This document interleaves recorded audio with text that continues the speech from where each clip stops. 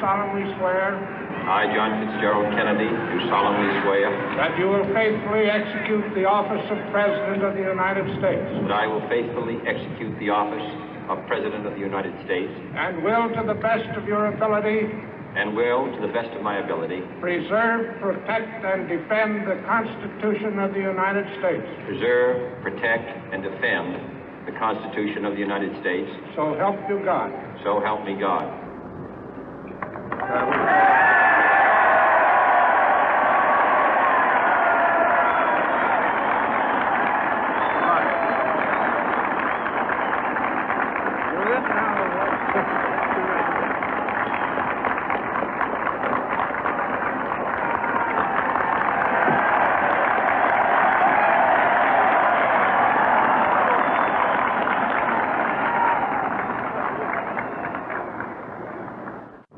Vice President Johnson, Mr. Speaker, Mr. Chief Justice, President Eisenhower, Vice President Nixon, President Truman, Reverend clergy, fellow citizens. We observe today not a victory of party, but a celebration of freedom, symbolizing an end as well as a beginning, signifying renewal as well as change.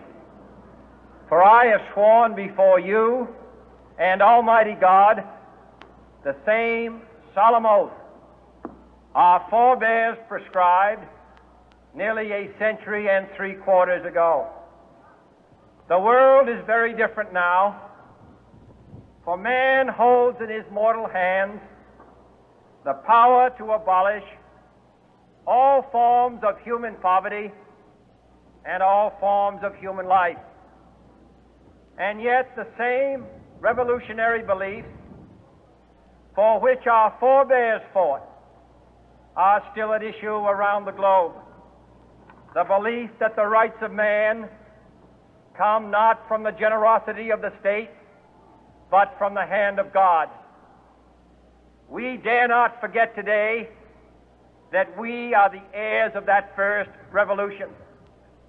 Let the word go forth from this time and place to friend and foe alike that the torch has been passed to a new generation of Americans born in this century, tempered by war, disciplined by a hard and bitter peace, proud of our ancient heritage, and unwilling to witness or permit the slow undoing of those human rights to which this nation has always been committed and to which we are committed today at home and around the world.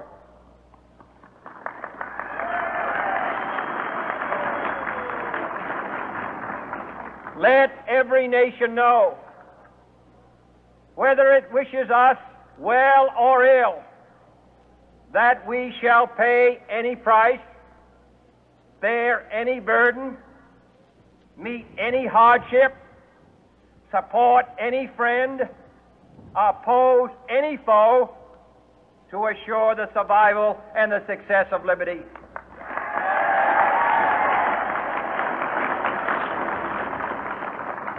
This much we pledge and more.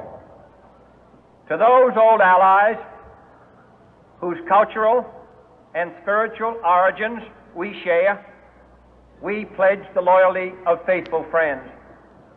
United, there is little we cannot do in a host of cooperative ventures.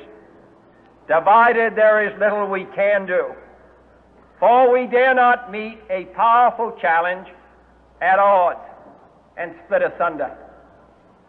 To those new states whom we welcome to the ranks of the free, we pledge our word that one form of colonial control shall not have passed away merely to be replaced by a far more iron tyranny. We shall not always expect to find them supporting our view, but we shall always hope to find them strongly supporting their own freedom.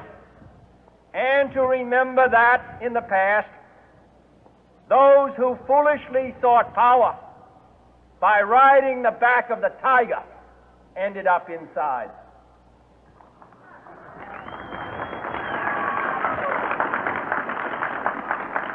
To those people in the huts and villages of half the globe struggling to break the bonds of mass misery, we pledge our best efforts to help them help themselves for whatever period is required, not because the communists may be doing it, not because we seek their votes, but because it is right.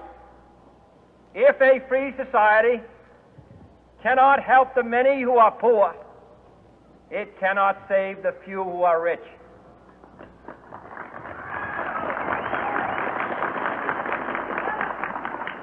To our sister republics south of our border, we offer a special pledge to convert our good words into good deeds, in a new alliance for progress, to assist free men and free governments in casting off the chains of poverty. But this peaceful revolution of hope cannot become the prey of hostile powers. Let all our neighbors know that we shall join with them to oppose aggression or subversion anywhere in the Americas. And let every other power know that this hemisphere intends to remain the master of its own house.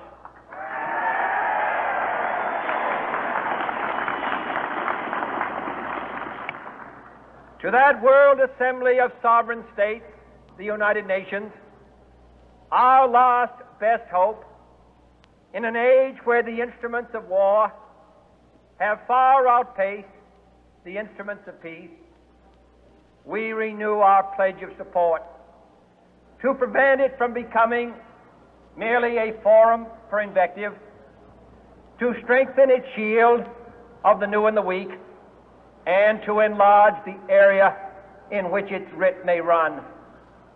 Finally, to those nations who would make themselves our adversary, we offer not a pledge, but a request that both sides begin anew the quest for peace. Before the dark powers of destruction, unleashed by science, engulf all humanity in planned or accidental self-destruction, we dare not tempt them with weakness, for only when our arms are sufficient beyond doubt can we be certain beyond doubt that they will never be employed.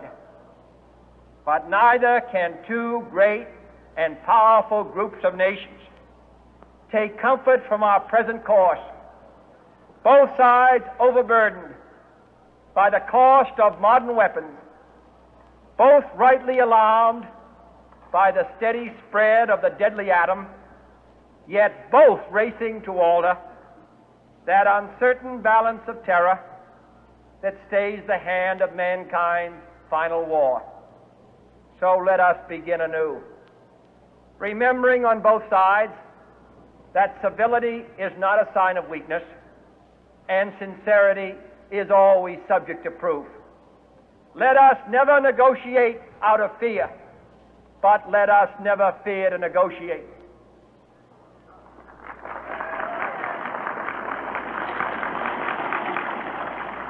Let both sides explore what problems unite us, instead of belaboring those problems which divide us. Let both sides, for the first time, formulate serious and precise proposals for the inspection and control of arms, and bring the absolute power to destroy other nations under the absolute control of all nations.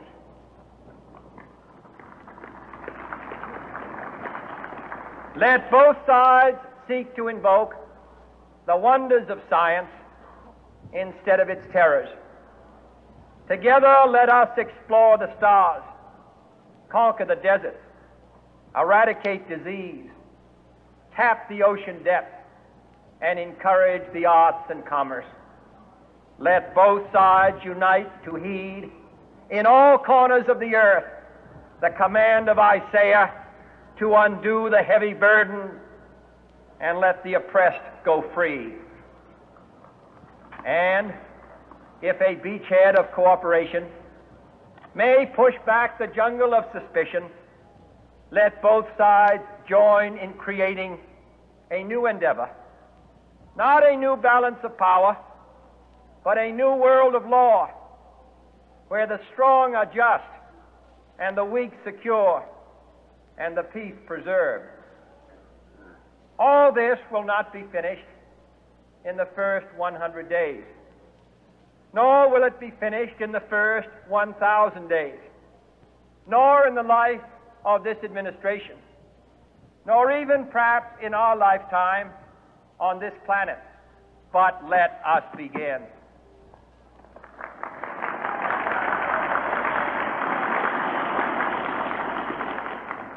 In your hands, my fellow citizens, more than mine, will rest the final success or failure of our course. Since this country was founded, each generation of Americans has been summoned to give testimony to its national loyalty. The graves of young Americans who answered the call to service surround the globe. Now the trumpet summons us again, not as a call to bear arms, though arms we need, not as a call to battle, though in battle we are, but a call to bear the burden of a long twilight struggle, year in and year out, rejoicing in hope, patient in tribulation, a struggle against the common enemies of man, tyranny, poverty, disease, and war itself.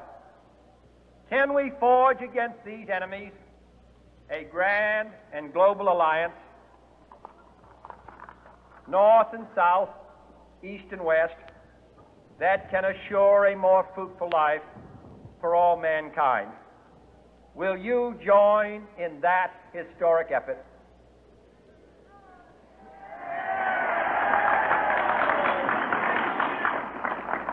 In the long history of the world, only a few generations have been granted the role of defending freedom in its hour of maximum danger. I do not shrink from this responsibility. I welcome it.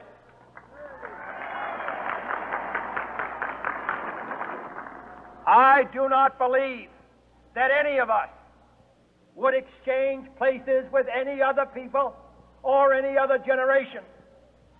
The energy, the faith, the devotion which we bring to this endeavor will light our country and all who serve it. And the glow from that fire can truly light the world. And so, my fellow Americans, ask not what your country can do for you, ask what you can do for your country.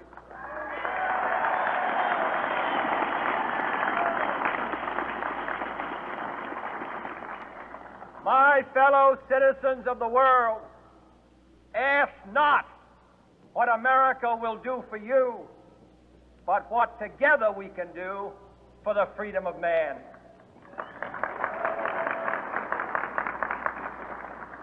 Finally, whether you are citizens of America or citizens of the world, ask of us here the same high standards of strength and sacrifice which we ask of you.